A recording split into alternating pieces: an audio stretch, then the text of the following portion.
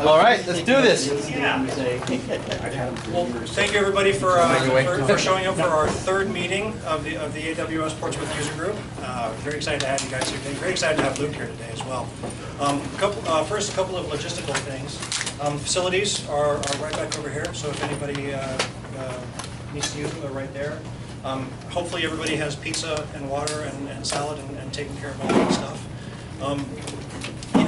In terms of just so that we get a temperature of the room, in terms of the usage of AWS, how many people are beginners, just learning the environment, just trying to figure it out? Put your hand up. We're all beginners. We are. You're right. Intermediate, getting your feet wet, know some of the stuff. Okay, in one or two topics, experts, advanced, very deep knowledge. What products? EC2, RDS, S3. EC2, RDS, S3. Okay, so if anybody has questions afterwards. You've been labeled. Just volunteer. Well, to that point, this is a user group community. Everybody's here to learn. Everybody here has expertise and knowledge in certain areas, and we all like to learn from each other. So we love it when everybody talks together and comes up with ideas. Everybody has a copy of the feedback form to fill out for the end of this. Is that a yes? If not, they're right over there. Everybody that fills one out gets put in the raffle for a drawing of a sea glass. How much is it? 50? Two $50 sea glass. Two drawings. Two drawings of a $50 sea glass gift certificate from Sea Glass Recruiting, and there's some business cards right over there from Sea Glass. Obviously, AWS is a hot new topic. Not hot new topic, but the hot topic. So recruiters are very interested in a target-rich environment, as it were. What else? What else do we need to? All right. So I met Luke a year ago.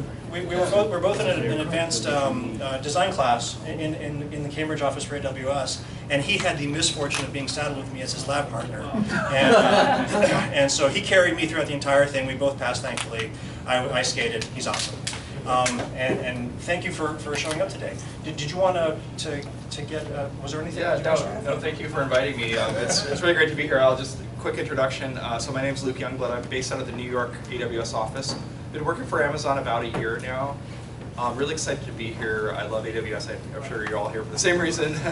But I'd love to get a feel for like how many of you in the room would consider yourself like software developers or as your main job. Okay, good. And how many of you are more like infrastructure or ops people? Or both, I guess it's okay to be both.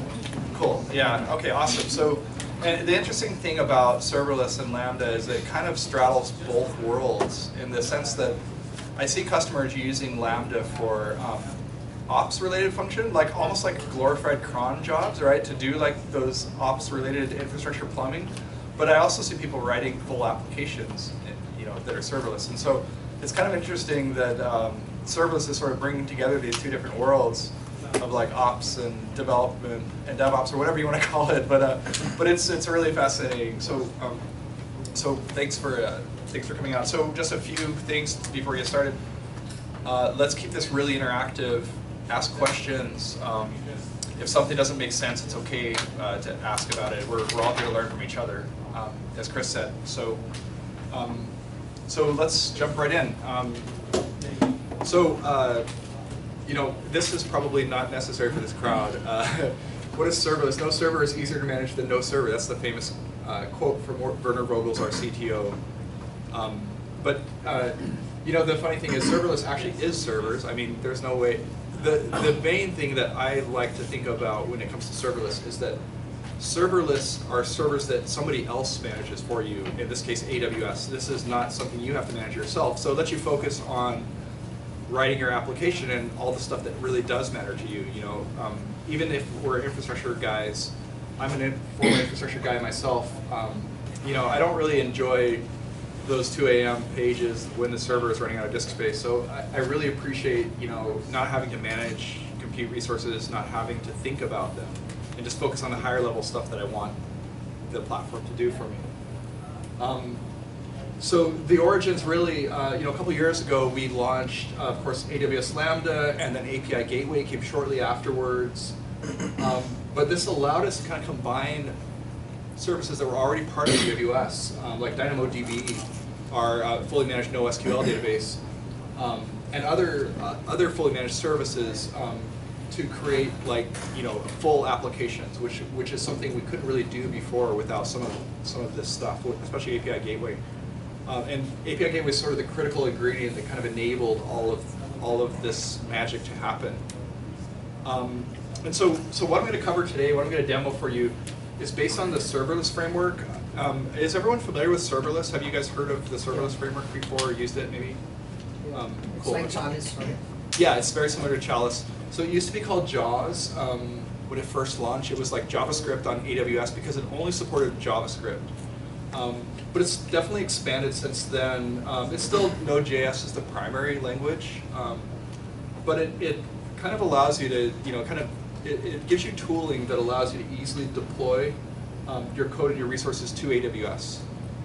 And some of this has actually been, we launched serverless application model about 6 months back or so. So some of the functionality that exists in serverless actually exists in our SAM, or our serverless application model. But this demo was actually created last year, so it's based on the cutting edge framework of the time, which is serverless. Serverless also heavily leverages CloudFormation, and that allows you to deploy resources using serverless that are not necessarily part of Lambda or part of your API Gateway code itself. Just question. So Yeah. to be clear, the serverless framework is not an AWS framework. It's just something that leverages the AWS Lambda. That's You can right. use it for other things also, but AWS is Yeah. not. Yeah, that's right. So serverless is a non-AWS. It's an open source project. They just reached 1.0 recently, and I'll talk about that. It's good. I'm glad you asked that because it's kind of a good segue into what we're deploying today, or what I'm going to demo. So version 0.5, which is what this demo is based on, is AWS specific. And that was just because at the time Jaws was launched and serverless started, there were no other cloud providers that offered function as a service or Lambda, capability like Lambda. But now there's version 1.0, which is cloud agnostic and supports other cloud providers. However, at the time we put together this demo, it was lacking some of the key features that were still in 0.5, specifically the API Gateway integration. Because one of the things we're going to demo is deploying API Gateway endpoints. That capability wasn't in 1.0. It's there now, but at some point we'll go back and we'll refactor this demo or this application and make it run in version 1. The serverless framework, does it work with what other cloud providers is primarily working with today? I think it's mainly GCP and Azure, as well as Amazon, as well as AWS. Yeah. Just had a quick question. Are you seeing any, or is anyone doing any kind of ROI on maybe taking your traditional deployment to, traditional AWS instance sizes and bringing more code over to Lambda? Can deploy more cheaply, or what the ROI might be? So I know some people have done studies to try to figure out, okay, if I'm running a workload on EC2 with this specific instance family or instance type, is it going to be more or less cost effective than running that same code in Lambda? And the general math I've seen is that if you're able to keep your EC2 instance 100% utilized, and your code is always running and you're 100% efficient, then yes, you'll be more cost effective than Lambda. But I think from real world experience, we know that most infrastructure is not 100% utilized. And so the beauty of Lambda is that you never pay for idle, right? You're only paying when your function is executed, which is really a powerful cost control model, especially if we look at enterprise applications where, let's say your traditional enterprise application might be really busy between 8 and 5 when your employees are accessing it, but it's really idle at night. You're never going to pay for that idle time with Lambda. So I think in the real world, it actually becomes very cost effective, and we've seen this with a lot of customers that have drastically reduced their EC2 costs by migrating some of their functionality into Lambda. Super. Thank you. Yeah. Cool. All right, let me move on here. So this is a diagram of what we're going to demonstrate today. I know this is really busy, but I'll just talk through it. So imagine you're a startup founder, okay, and you have a brilliant idea for this brand new application. You're gonna start a serverless. You're gonna start a restaurant delivery service, okay? And so think about just pretend that Grubhub and Seamless and all the other restaurant delivery services just don't exist. We're gonna build that, and we're gonna build it using serverless technologies. So, what kind of microservices do we need to, imagine you put yourself in the founder's shoes. You're the technical co-founder, and you need to write this application. You need to get us online. So we're gonna have these microservices here, and these microservices are gonna be exposed out to the end user over API Gateway. And we have 4 microservices, one that's for users, one for restaurants, one for drivers, and one for predictions. One of the secret sauce of our restaurant delivery startup is that we're going to be able to not only tell you what restaurants that have the food you like are nearby and are in the price range, but we'll also use machine learning to be able to give you recommendations about, hey, if your budget is this and you're a male between the age of 30 and 40 and you're in this neighborhood, you might like this restaurant or you might not like it. We're going to use machine learning to make recommendations about what restaurants you might like based on your personal preferences. And so that's going to be the secret sauce. Now, we want this to be serverless. We want no EC2. But we need to be able to deliver content to our customers. And so what we're going to do is we're going to leverage Amazon S3. We're going to put a static website in Amazon S3.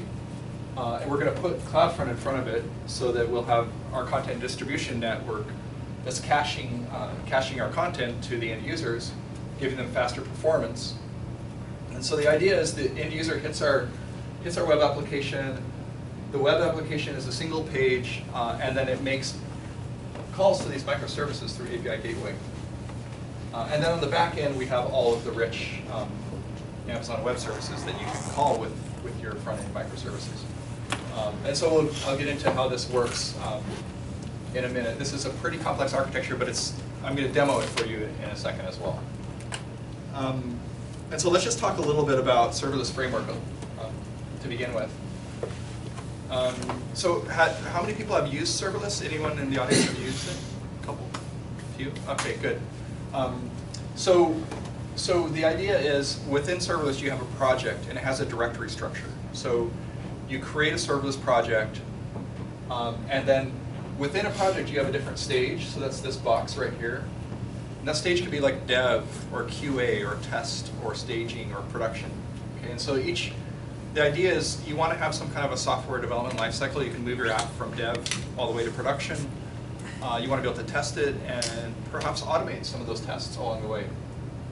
Then this will be deployed, the stage will be deployed to a given region, so an AWS region like US East 1, Northern Virginia, or US East 2, Ohio. And then what makes up that given stage in a region are these different components. So you have functions, which are basically like a Lambda function. You have events, which are what triggers the Lambda function. So, what's really common is to use API Gateway to trigger the Lambda function, but there can also be other events like CloudWatch alarms, CloudWatch events, Dynamodb Streams, other things that can trigger Lambda functions. And so it supports that. Then the other thing that we have in a serverless framework project is an endpoint, which correlates with API Gateway. So this is how you define what your customer client is actually connecting to. And then the last component is these resources section, which is how you can launch stuff that doesn't exist in serverless. Stuff that's part of anything that you can do in CloudFormation, you can launch through resources. So that gives you a really easy way to kind of turn up the other components that your application depends on. Yeah, please. CloudFormation, is that something from Amazon, like Cloud Foundry, or? Yeah, good question. So CloudFormation is an automated way to launch and provision cloud computing resources within AWS. So you define your infrastructure as code in either a JSON or a YAML format, and then you pass that to CloudFormation, and it launches all those resources for you, provisions those resources on your behalf. Yeah. So it's a way we can kind of automate. So if you think about the other components in this architecture, let me go back. We have these back-end services, right? The front end is out here, the API Gateway and our client device. But we have these back-end services like DynamoDB, our fully managed NoSQL database, Amazon Machine Learning, we have Elasticsearch and other backend services that I'm going to demo. And those backend services need to be provisioned somehow, but by automating that through CloudFormation, we can ensure that they're provisioned the same way every time we deploy our project with serverless. All right, and then this is the way our microservices are actually going to work here. So we have a bunch of these microservices: driver, user, restaurant, and restaurant stream, which I talked about. Driver stream and restaurant stream are a little bit different. I'll tell you about them in a minute. But each one of them talk to different back-end systems, and they're launched through CloudFormation. So anything that needs to be set up in identity and access management as far as users can be set up through CloudFormation. Our Elasticsearch cluster can be launched, and our Dynamodb tables can be created on the back end as well. Okay, so this is sort of, in general, this is how you kind of deploy a serverless web application with CloudFront and S3. So you have I talked about your static website exists here in Amazon S3. It's delivered with CloudFront to your end users. And then your end users can connect from any client device, mobile, desktop, tablet, whatever. They can use an Amazon SDK you can use Amazon SDK to create rich, thick client applications, or you can create web applications. You can use our Route 53 DNS service to resolve the DNS of all your API gateway endpoints in your S3 static site. And then API gateway can call Lambda functions, which talk to backend services. So your applications could invoke the Lambda functions directly. That's another option. Or you could communicate directly with a number of services, things like DynamoDB, Elasticsearch, and others. And then, just to mention this briefly, I don't have this as part of my demo, but you can also use a service we have called Amazon Kognito, which allows you to authenticate your users against a number of different web identity stores. So Facebook, Amazon, Google, pretty much all of the popular OAuth providers that your customers probably already log into every day. You can authenticate them, and then they get an STS token from a secure token service. That's the Kognito service gives them temporary credentials and passes them back to the client device. And the reason for this is really security. So think about like the ways you could develop an application. You could develop an application like a website, and you embed the username and password for your backend services right in the JavaScript code. But that would be a really bad idea, because anyone that views your website could actually get your username and password, and now they have the credentials to all your backend services, which is pretty bad from a security standpoint. So using Kognito along with your serverless application allows you to get these temporary credentials that give your customers, like 6 hours or so to talk to the backend services that only they should have permission to. You can be really fine-grained with what they have access to do. So that's not part of the demo, but notice that in all of this architecture here, we've got the users are authenticating. They're using either a mobile app or a web app. They're getting temporary credentials from identity and access management through Kognito. They're talking to all of the backend services. There's no EC2. There's no servers to manage. All of this is managed for you. All you've done is you've uploaded your static website, your static content, and pushed your serverless functions. So let me demo it for you. Actually, this is probably, we've been talking about it for a while, and maybe it just helps to see the app. And let's see. So before I do that, any questions? Is this using Kognito right now? Will you be using Kognito in this? I will not be using Kognito in the demo, but I wonder what I have to do my screen share. Let's try that again. All right. Okay, cool. So let me go to my serverless web app. Okay, so this is actually, I'll make this full screen here. It's a little bit easier to see. So this is using Twitter Bootstrap framework, so it's a responsive single-page web app. And you can see that this is basically a map of downtown San Francisco. The restaurant data I've loaded into my Dynamodb database table, Dynamodb table, is just restaurants, fictitious restaurants that we created in the San Francisco Bay Area. So they're not actual restaurants, but we didn't want to load all the restaurants for the entire United States in here. So it's very, just for the demo purposes, we just have this one area. But if I want to, for example, find all the burger restaurants in this geographic area, I can do that. I can search, and I can click on one of these restaurants. Well, this Mexican restaurant may have burgers as well. And I can click this little thing and say, well, I like this restaurant. Yeah, your predicted reaction is excellent. Now, I'm just logged in as this user, and my preferences are like this.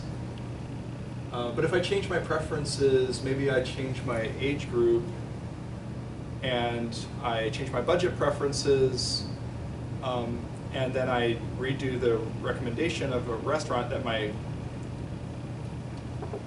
machine learning gives me a different prediction. So depending on who I am, what my budget is, what my demographics are, I'm going to get a different machine learning recommendation.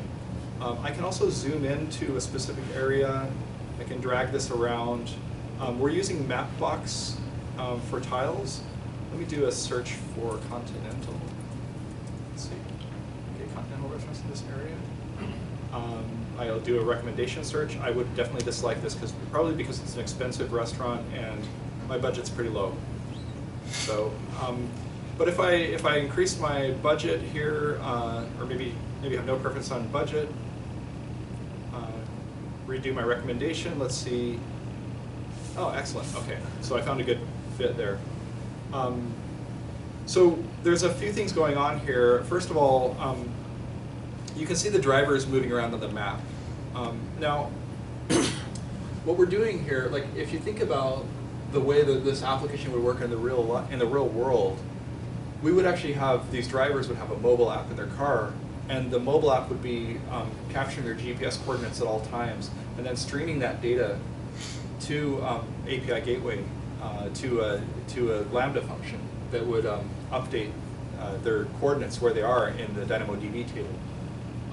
But I don't actually have a bunch of drivers driving around San Francisco right now with GPS devices in their cars. So what I'm doing to show that is I actually have this little Node.js program running on my laptop here, and it's just sending coordinates in as if they were mobile apps on the driver's car, sending the GPS coordinates in. So this is a little bit staged. I'm not actually, I don't actually have the drivers out there moving, but I have this JavaScript program that kind of simulates that. And then the net result is you can see it updating in the browser. Another interesting thing is that if I go into, where is it?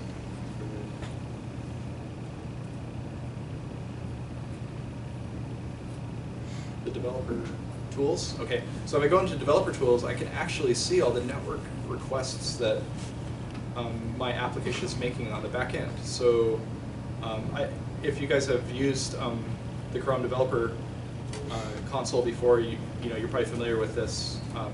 The way you can actually see all the network activity that your browser is making back and forth to different backend services. So we downloaded this application from the static website from S3, but now that it's running in my browser, the JavaScript is actually executing and making all these search calls to search for drivers. If I do a search for food, let's search for Asian food, I should see, yep, a search, go to the... In API Gateway, can you use cores for authentication? Yeah, yeah, the question was, can you use cores for authentication? So that's cross-origin resource scripting. Yeah. So with API Gateway and an app like this, like a single-page web app, you set the cores to asterisk. You basically want to accept all origins. Okay. So what that means is, typically, if you have an application like this that runs in a browser, typically you want to make sure that the if you're making requests from another to another system, another server, that those requests are coming from the same system that the original content came from. But in this case, it's not, because all the AJAX requests are hitting API Gateway. We need to allow cross-origin resource scripting. So we do that at the CloudFront origin and on the API Gateway endpoint. We allow the cross-origin, and I'll show you how that's configured actually. I mean, could you go like half a step in and just do like star.execute API, that you cover all of the API, all of the Lambda endpoints? Or? Well, so the actual origin, since I have this coming right from S3, the actual origin is this. So yeah, I could probably just add that as my origin, or if I had a real domain name like myrestaurantcompany.com or whatever, then I could use that as the origin. But that's the origin of the page. It's just different than the API Gateway itself, so it needs to allow it. Yeah. Good questions. Quick question. Yeah. Can you set up, so on other instances I've seen that the web server that's serving the static content to the client was also set up as a reverse proxy and forwarding API calls.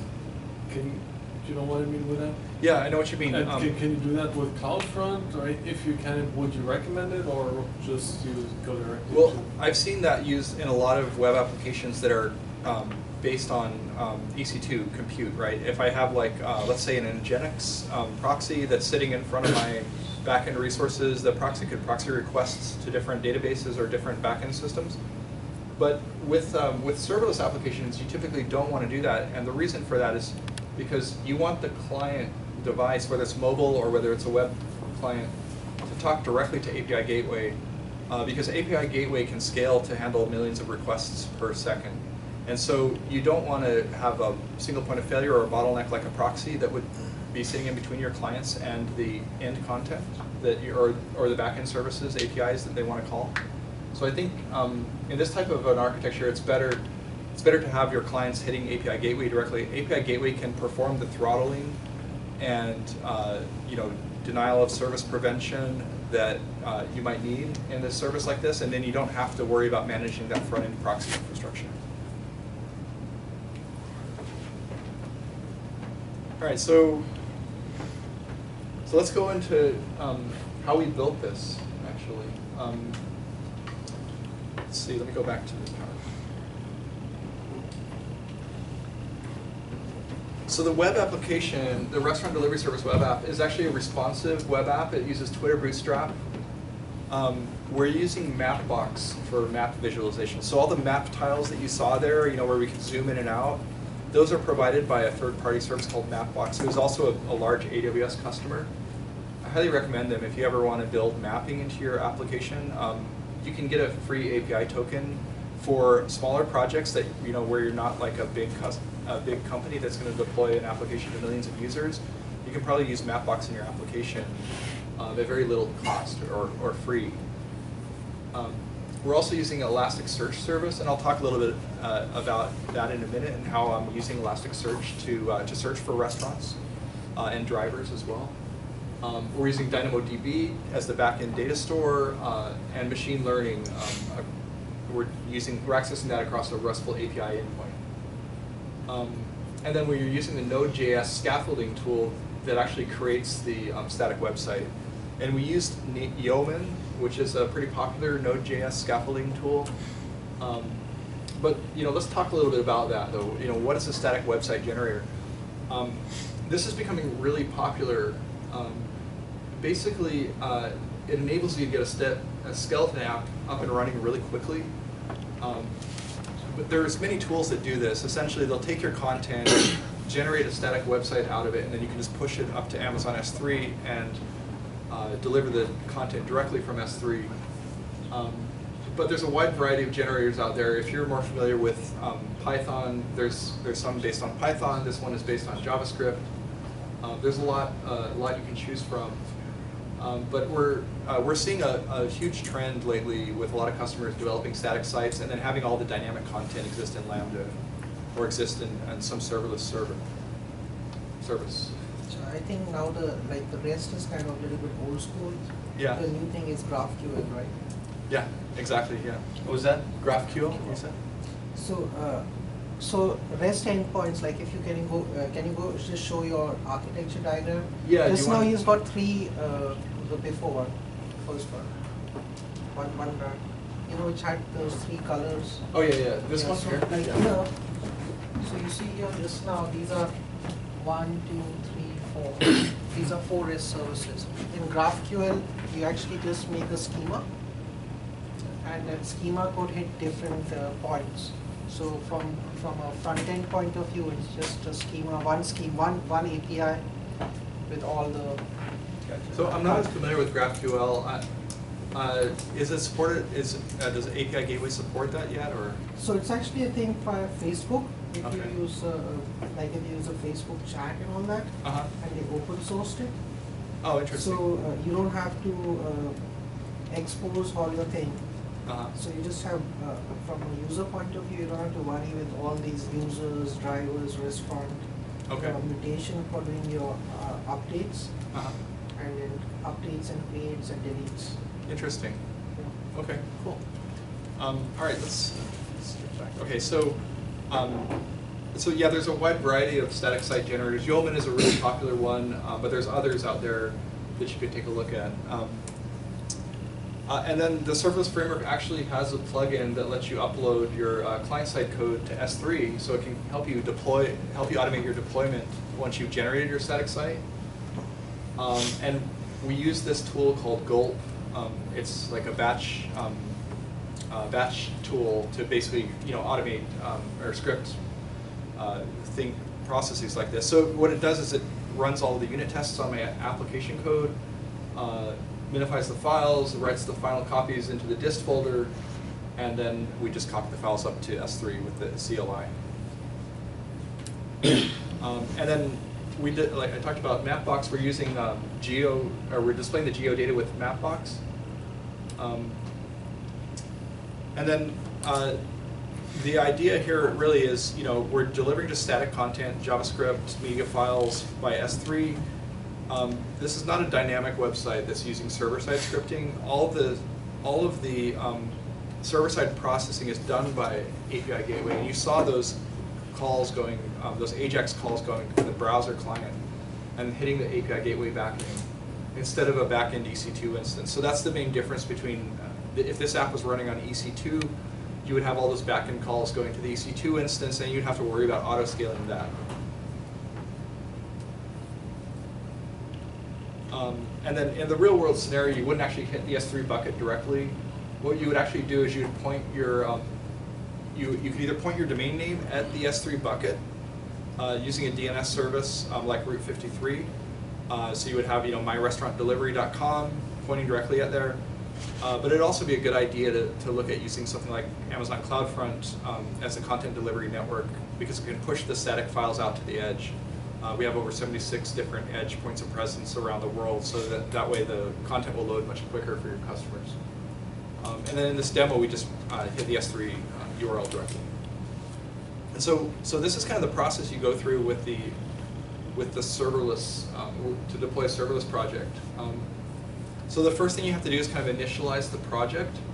And this is sort of like the brand new setup that you do for brand new projects. So you can see I did a SLS project init, and I choose a new stage for this project. Remember, I mentioned the stages have dev, test, QA, whatever you want to call them. Is that your CLI profile? What's that? Is that your AWS CLI profile?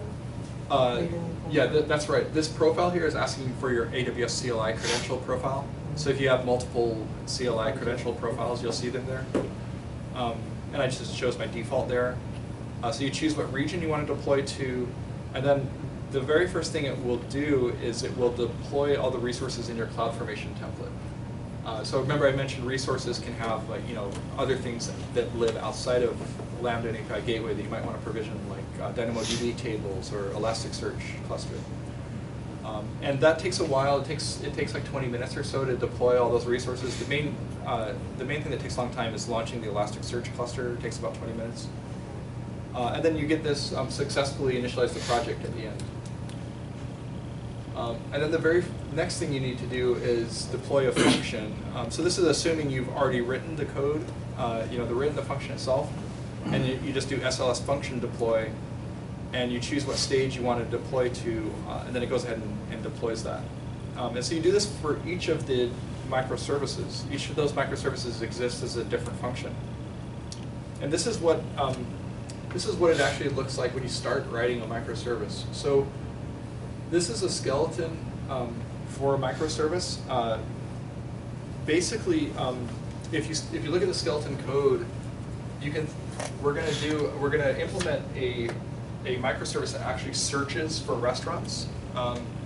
And so there's various methods, post, put, get, and delete. In this case, we probably only care about the get method.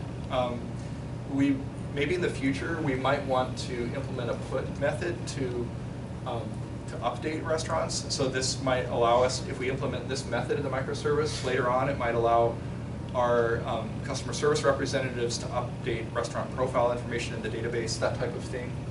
But for now, what we're going to do is we're going to basically write the code that fits here in the get method.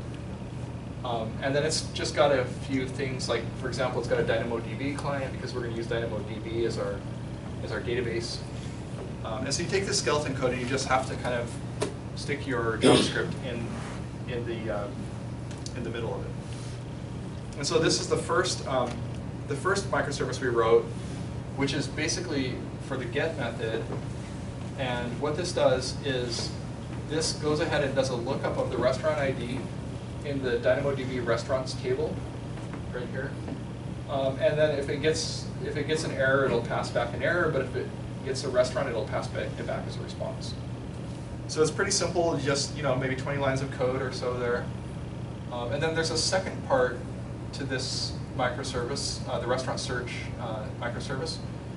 And that is, we need to be able to search within a geographic area for the restaurants that exist in that area.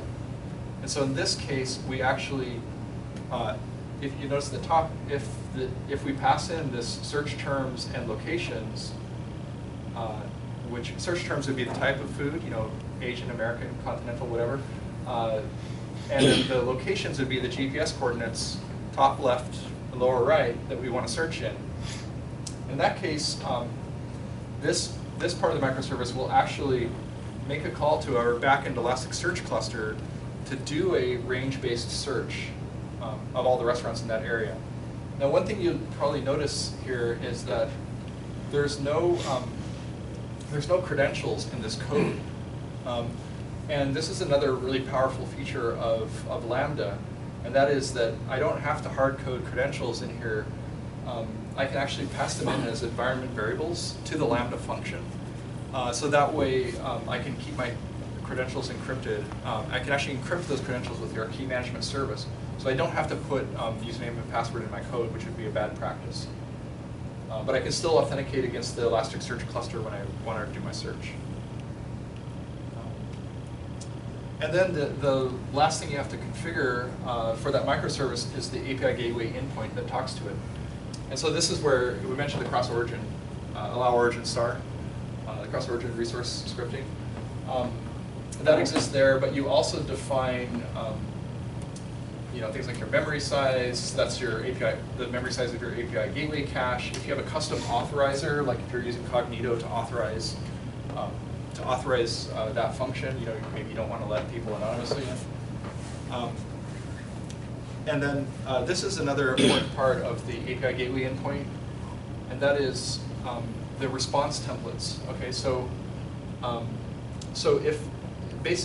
if my function, my Lambda function, passes back a response that has bad request in it, then I'm going to send a 400 an error status code. Or if it passes back a certain internal server error, I'll send a 500. But if it passes back a successful result, I pass a 200.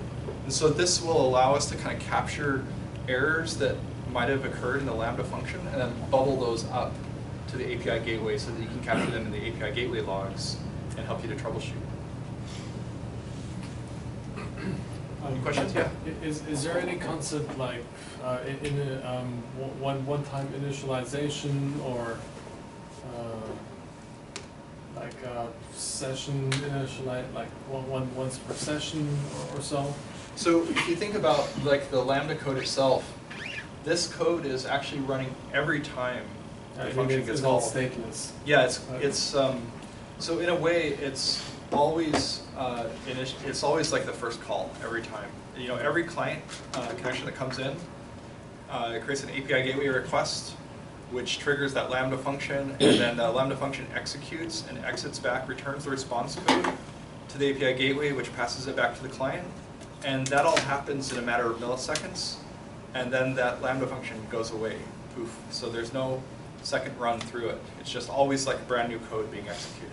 Right. So if I, let's say if I'm porting a Node.js application to Lambda, and if it has some one-time initialization and startup or so, I have to find some way how to eliminate that. That's right. Yeah, that's a really good You could point. use the queue, they have a queue service, SQS, so you can write. Queue?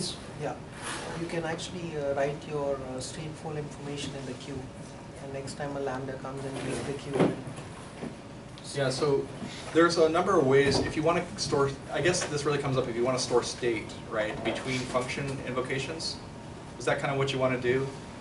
It just, I actually don't have a concrete example, but Yeah. sometimes You do have to think about your application architecture to move in this model. That's right. So there's a few things that customers do. Where this typically comes up is if I want to store state between function and invocation. So, you know, I call the function once to get my restaurant recommendations, but maybe I call the function again and I want to return a different list of recommendations. So I need to remember what I recommended the first time. That might be one example. And so you need to store that state in some type of backend service that exists outside of the Lambda function. Now we have a number of options for that. It could be in a DynamoDB table. You know, it could be an item in a DynamoDB table where you store that state. It could be an in-memory database like Amazon Elasticache, which is basically fully managed Redis. You could also store it in an SQS queue, like you mentioned.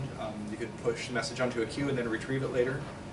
And then there's another function, or another service we just recently launched called AWS Step Functions. And Step Functions actually allows you to chain Lambda functions together. So you can build these state machines where you say, okay, take the output of this function, pass it as the input to my next function. So there are ways to kind of store state between Lambda functions. It really depends on how you're designing your application. In this particular application, there's not a lot of state. Or the state we do have, we store in DynamoDB. So, okay, so so then we've written our microservice and we've written our API gateway endpoint, or we configured it. This all exists as code. We put it in our Git repository. We version it with Git. But then how do I test this stuff? I mean, that I think becomes really challenging. Like, how do you do unit testing of a Lambda function when I can only run it in the cloud? I can't run it on my laptop or something. And this is something our customers really struggle with, is like, how do I test my Lambda functions? How do I know that this is really going to do what I think it's going to do when I upload it to the cloud? And so we've come up with some kind of neat ways to test Lambda functions. And one of the really popular unit testing methodologies is called behavior-driven development. Have you guys heard of behavior-driven development? Good. So the general idea is that you basically want to define what is my business story or my user story that I want this to achieve, and then you test that user story. So you're not testing the code for accuracy, you're testing that the code does what you wanted it to do. So you're actually testing the user story, which is, I think, a pretty powerful way to test your functions. Acceptance criteria. Exactly. You're testing the acceptance criteria that your business gave you. So basically, like, if you look at the description here, if I'm searching for a restaurant in a given area and my search terms and locations are empty, well, that should fail because my search terms and locations are both empty. Or if I try to get a restaurant, I should return a restaurant, or something's wrong. You know, so you're kind of defining, like, this is the way the function should work. Now test it and make sure it actually does what we think it is going to do. And so it's a really powerful way to write your unit tests. And so for this, we're using the testing library Mocha. and the assertion library Chai. So if you've used JavaScript, check those out, Mocha and Chai. They're really good ways to do this. You can just write these simple handlers, and these unit tests can be written in just a few lines, and then you have a pretty good idea of how your function works. And actually, I'll show you how that works. So let me run some unit tests. Let's see. Yeah. So if I just and again, serverless framework kind of automates this. Once you've written your test spec, I can just do SLS test run test suite spec. And it's going to go ahead and run all those unit tests that I just wrote. And so you can see this, the restaurants one, let's see, yeah, should return list drivers. There's one in there, let me do more so it doesn't scroll off. Yeah, so you can see, should return a 400 on invalid requests. Yeah, here we go. Should return a 400 on an invalid request. The locations, if they're empty, it will return a 400. So these are just examples of unit tests you can write. These are all passing right now, which is good. Where are your locally executed Lambda functions inserting? Are they connecting to the cloud, or do you have a local Dynamodb local running? That's a good question. So these functions are actually running from my laptop, but they're connecting out to the resources in AWS. So they're connecting to the API gateway and running these tests against those endpoints. We can't actually, so you would typically, what you would do is you would push your functions to the dev stage, right, to dev environment, run your unit tests against dev, and then once you're confident that things are working, you progress to the next stage. You push them maybe to staging or maybe even production, and then you can run the unit tests again. So do you ever, this Dynamodb local is like a local emulator or so for Dynamodb, same functionality minus scalability. Do you personally ever set up your local environment so you can kind of develop and test without having internet connectivity, or?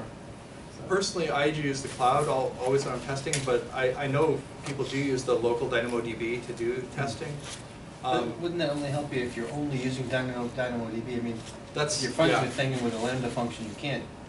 It's not an option, right? Yeah, that's right. And that's sort of the challenge, is that I can sort of simulate, and there are some test frameworks that let you try to simulate what the Lambda environment is like and run your code almost as if it's executing in Lambda. But it becomes really challenging when you want to connect to other services that your Lambda function may need to call. Because most of the time you're not just running Lambda code itself, you're calling a Lambda function that does something on another backend service like Elasticsearch or DynamoDB or something. And so you... Bluegrass kind of addressed that, right? What's that? Bluegrass or whatever it was. Greengrass. Sorry, Greengrass. Yeah. So you mentioned AWS Greengrass, which is a new service we launched. Yes. Greengrass is a new service that allows you to run some limited Lambda functions at the edge, which basically at the CloudFront edge, one of our 76 points of presence. Now, it's not full Lambda execution environment, it's only JavaScript. And it's being used, it has some limitations that it can only run for 100 milliseconds or less. So what it's being used primarily for is by ad networks to determine which ad to show you, because they need to make that decision really quickly and they want to do it at the edge. They don't want to make a call all the way back to their backend. So it's a very limited use case, but we'll probably see Greengrass expand to new use cases in the future. Okay, so this is just showing running the tests, the same thing I just showed you. Okay, and then deploying the fully tested functions and endpoints. This is, once you've tested them in dev, now you want to push to the next stage. And so this goes ahead and deploys SLS function deploys them out to the next stage. Cool. Okay, so that's sort of the workflow for serverless. But I want to show you how we made the other parts of this application, because that's just kind of showing you the software development lifecycle. Now, all of the stuff that we're running manually, you would put this inside your CI/CD pipeline. So the idea would be if you have, a Jenkins server, or if you have AWS code build, you would use that to run these unit tests for you, and then every time you upload your code or made a change to your Lambda functions, your Jenkins server could go ahead and automate this whole process for you and just get a build log that shows you if all your tests were successful. So all this would be kind of packetized into that. Okay, so there's another part of our architecture that I haven't talked a lot about, and that is Elasticsearch. And I wanted to kind of show you how that works with this application. So remember, we've got the web clients making these API gateway to Lambda calls, and we want to do a search for restaurants within a given area. Now, have all of you used Elasticsearch? How many people in the room have had experience with it before? A few of you? Good. Okay. So the nice thing about Elasticsearch is it's open source. It's a really powerful search engine. You can just upload documents to it and let it index those documents for you. And it also has a really powerful user interface called Kibana. So the Elasticsearch setup that I demoed today is actually just a single node Elasticsearch cluster. In production, you would use multiple nodes to make it highly available. And all of this is exposed over API Gateway. Okay, so it can index documents, it can retrieve the documents that match our terms. So in this case, we're indexing restaurants, and we're going to search based on cuisine type, as well as location. And then it can also sort those responses based on, which one is most relevant to you. And then we're going to use Elasticsearch to do geo searches, which is sort of a unique capability that Elasticsearch allows you to do, where you basically pass in a latitude and longitude, which is a single point on the Earth's surface. So if you think of like a geohash, basically what they do is we divide the world into a grid of 32 cells, and then each cell is a letter or number. And so when we do this location-based search, we're basically passing in the location, latitude, and longitude, and we're saying, give me the geohash cell and show me all the neighbors. Now, the reason why we want to show neighbors is because the neighboring cells could be really close by, and they may have a restaurant in there that we're interested in as well. So we're going to basically, our Lambda function just passes this in, and then gets back a result. And then the next part of the architecture is Dynamodb Streams. And this is kind of an interesting use case. So remember how we had all of those drivers. I have the driver code that's out here doing this, pushing all the drivers updates into DynamoDB. Well, what Dynamodb Streams allows me to do, well, first of all, I guess I should mention DynamoDB a little bit. It's a fully managed NoSQL data store.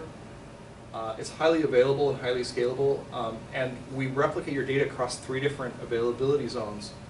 So it's a region-wide service, and it does provide really consistent latency at any scale. We have customers that are using this today with millions of requests per second in a single table, and we have some customers that have provisioned single tables larger than 100 terabytes in size. So it's very scalable.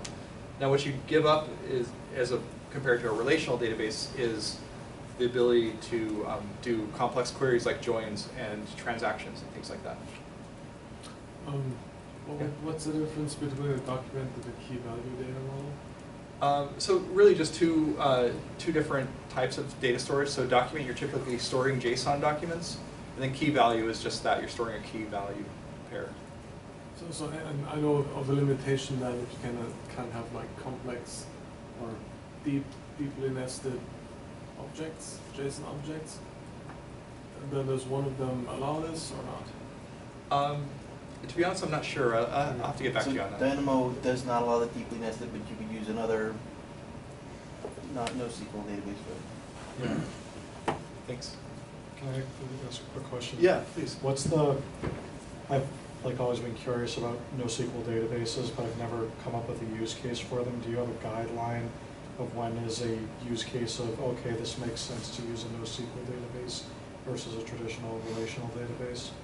So I don't have any hard or fast rules, but I will tell you at Amazon.com, the e-commerce retailer, a lot of the new software developers, basically what they get trained on is DynamoDB first, and for 90% of the code they write, they use DynamoDB. Because if you just simply need to do simple lookups, queries, storing data, and then querying it later, it's very, very easy for those type of use cases. The other thing that they learn that for the other 10% of their code for relational is they learn Amazon Aurora and MySQL. Anything that needs transactions, so transactional consistency, like if you're doing credit card transactions, you probably want some transactional consistency at some point in the application, and so you would look at a relational database for that use case. Or anything that needs to do joins, where you're basically joining data across multiple tables, then you would look at a relational database. So if I just need to do query, select, insert, update, delete on a single table, DynamoDB is a great choice because it will give you basically the benefits of, almost infinite scalability and durability and availability. It's very powerful, but the challenge is when you want to now do relational type things and you want transactional consistency, you kind of have to sacrifice some of that scalability, some of that performance for that. Because I've always heard the best argument for NoSQL is scalability, but for most of us mere mortals who don't have Amazon level traffic, relational stuff is up, you can get away with terabytes of storage, and if you... Again, it depends on your use case. If you want to have like some nanosecond or some millisecond connection time, I need to respond quickly. Relational database is not even like close to it. DynamoDB, you can get away with it. Like I'll give you example, like a game.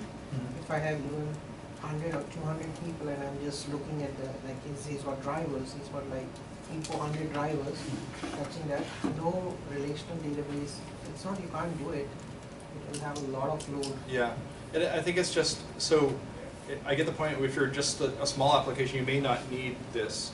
And you may be able to get away with a relational database and use a small MySQL instance. But the benefit here is that if your application does grow and you do become successful, you don't need to think about scaling because it's just built into the platform. There's basically two dials, read capacity units and write capacity units, which is how many reads per second and how many writes per second. And those are the only two dials you need to dial up and down. So if you need, if someday you might need millions of reads per second, Dynamo can give that to you, where you would be bottlenecked at some point on a relational database. Do you have a GitHub repo for the example code here? I don't have I can't give you the example code here, unfortunately, but if you do attend the boot camp, they actually teach, so for anyone that's interested in actually writing this application and learning how it's done, there's a 4-hour boot camp that was delivered at reInvent called Serverless Recommendation Engine, where you basically build this. It's a really good boot camp. I highly recommend it. They're doing something in New York, right? Is it next month? Yeah, at the AWS Summit in August in New York. Yeah, they deliver some of these boot camps at the AWS Summit. Check it out and see if you actually have to pay to attend these. $600. Yeah, but it's worth it if your company will pay, especially. I really recommend this boot camp. I learned a lot doing it. One more time, what's the name of it? It's called Serverless Recommendation Engine. Because I had always heard NoSQL type examples would be like logs. Actually, if you go to the YouTube channel on Aws Cli, in one of the things they said, the criteria whether you should be using RDS or NoSQL. Okay. And, you should just look at it. Aws reInvent 2016 is a 1-hour talk. It explains you exactly what you're trying to ask. Perfect. Cool. Thank you. Awesome. So we've got Amazon DynamoDB here, and we also have this feature called Dynamodb Streams. And where this is really useful is it can give us a stream of updates to a table. So if you think about all those drivers are constantly updating their location in the DynamoDB table. Like I've got an entry for a driver which has its GPS coordinates in it. What this gives me is a stream of updates. Think of it like change data capture coming out of my database. It's strictly ordered, and it's highly durable, and it scales with the table itself. So the benefit here is that I can take this DynamoDB stream and I can push this into another service. This is kind of showing you the different ways. You can see like the old item before the update, the new item after the update, the old and new, these are the kind of views I can get when I pass the data in the stream. But I can actually consume the stream data with Lambda functions. And so the way it actually does this, and the way it can scale to actually millions of writes per second, is that it partitions my DynamoDB table space based on a hash of the key in the DynamoDB table. And so you need to be careful to use very well distributed hashes. In this case, all the drivers have a hexadecimal 4-digit ID that's randomly generated, so we have a really even distribution. Those get distributed along a number of shards, and each shard talks to a single Lambda function. Now, this allows DynamoDB to scale to millions of writes because each shard is strictly ordered, but it doesn't have to worry about coordinating between all the different shards. And then each one of these can execute a Lambda function. And what this gives us is basically all those driver updates are pushing to DynamoDB Streams, and then that gets pushed back into a Lambda function which updates the Elasticsearch cluster. So now when I do the search, I know which drivers are in that area.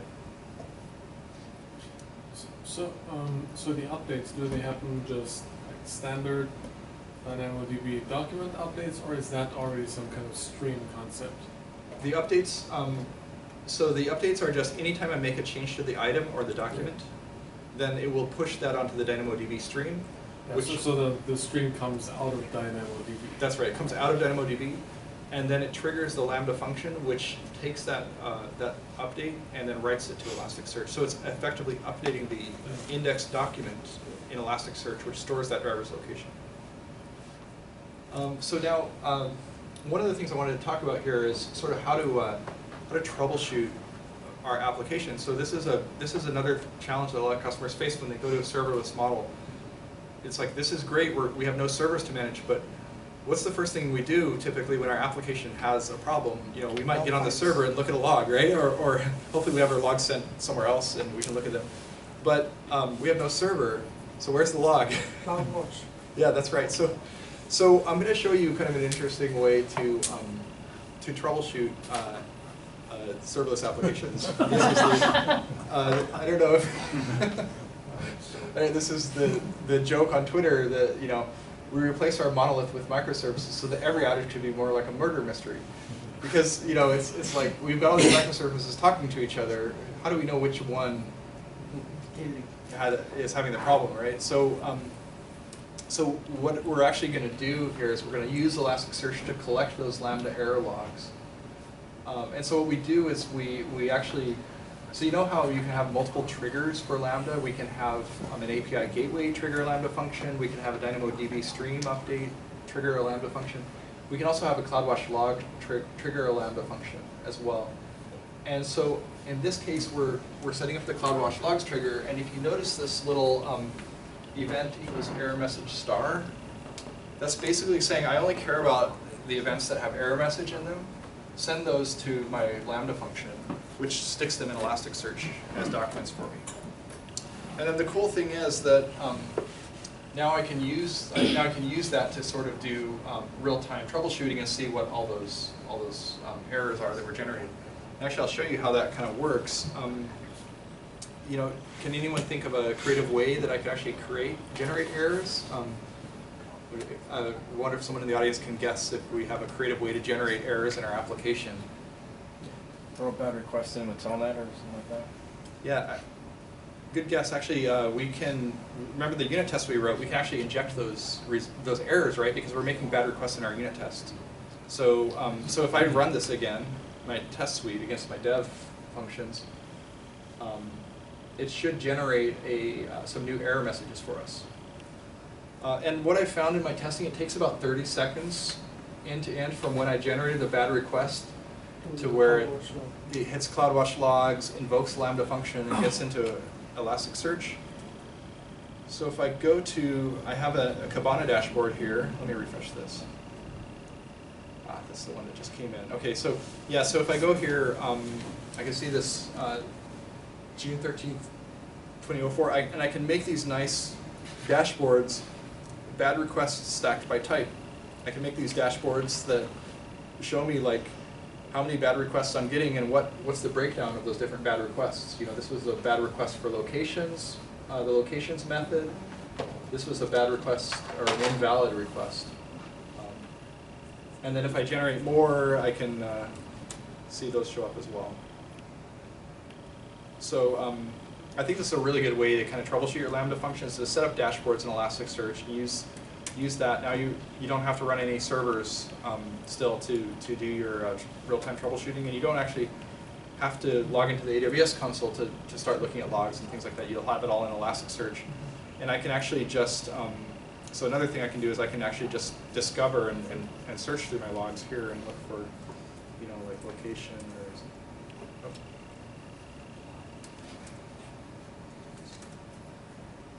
Yeah, I can look at all these different events here and see what is actually happening. I can see the actual request that came through and everything.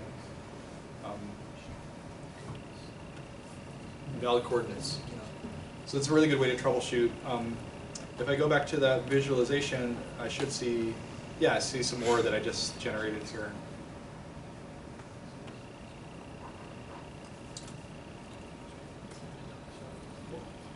So yeah, I highly recommend using Elasticsearch for that.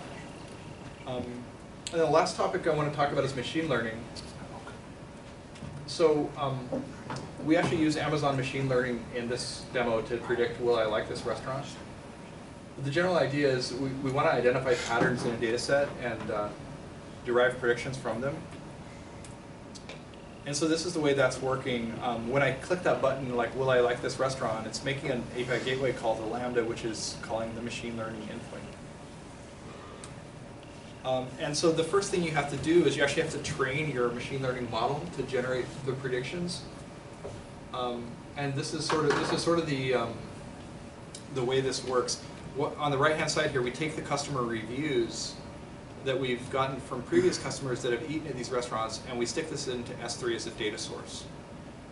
Then we train our model, and we evaluate how effective it is at generating predictions. Then if it works good, if it works well, we can make that model, we can give it a real-time endpoint, so now we can make queries in real time against it. Is there a question? Sorry. Oh, no? Okay. So here's kind of how you train it. First of all, you give it your input data. In this case, we just uploaded something to S3, a data file, and then we call this restaurants. Now it automatically tries to determine the schema. In this case, it's just a CSV file, which has these fields: age, gender, budget, price, cuisine type, rating. And so it'll typically try to figure out what those are for you. You may have to recategorize a few things. And then it shows you, it shows you what you've got. You've got some sample data here. It shows you what different variables you have, and then you need to determine what your target variable is. So target variable is what I'm trying to predict. In this case, I'm trying to predict what rating you're going to give that restaurant after you eat there, based on the data, the training data I have. And so this is where you can kind of, as you're training your model, you can choose the default settings, which works in most use cases. You might need to customize it a little bit. But the default settings will actually set aside 30% of your training data. What we're going to do is we're basically going to take that data set, use 70% of it to train the model, and then we're going to use the last 30% to kind of evaluate how well did the model get trained. We want to actually test it and see if it's making the predictions accurately or not. And then what ends up happening is it spits out this matrix at the end, and this is what you want to see. You want to see this horizontal blue diagonal line, which is basically saying for each of these classes, we predicted, you know, if we thought you were going to do excellent based on the 30% of data we set aside, what did we correctly predict? So in this case, you want to have really high, you know, the high blue means a correct prediction. High orange means incorrect prediction. So you want to see, you know, a lot of blue. You don't want to see very much orange. So in this particular one that we're hovering over, I correctly predicted 92% of the dislikes, which is pretty good. Now you don't want it to be 100% accurate. If it's 100% accurate, it's called overfitting. And what that means is that the machine learning model isn't actually learning, it's just been able to back into your results because you've given it the wrong training data or something like that. So, so you want to see 80–90% accuracy, but you don't want it to be 100%. Does the app actually have satisfaction, whether someone visited the restaurant liked it to train the model in the background? Yeah, absolutely. Yeah, that's the data set we actually used is basically a set of reviews, like a few thousand reviews for restaurants, along with the demographic data of the person that reviewed them. So we can say, like, okay, based on all the training data, if you have this budget and you're this demographic, then this is the type of restaurant you would like, depending on the restaurant. So the model is kind of static, right? Or does it retrain as your... You can retrain it as you get new data. And so that's my question, was basically like, we had the, will I like this button, but on the way after I visited that restaurant, what did I like it in reality, and feed that back in. Exactly. So you can see in this diagram, it's sort of like the little retrain here. So the general idea would be we trained it once, but as you get reviews from your customers, you're going to want to continuously retrain it. So as you get new data, you're going to continuously upload to S3 and retrain the model so it gets more and more accurate over time. But you couldn't, at least this particular implementation, you couldn't like personally train it. Like I picked 10 and it gives better predictions for me. This is only if you can, as a whole, Across the whole model. Train across all your users, right? That's right. I mean, you could create a model per user. I mean, that might be a viable option. If you have enough training data, then it's going to be probably a super accurate model. If I took all my restaurant reviews, Netflixing it essentially. Yeah, exactly. Yeah. So you could do that, but you need a lot of training data to make that really effective, and that's why I think most of these type of services kind of aggregate the data across all their customer base, because the more training data you have, the better your model should be theoretically.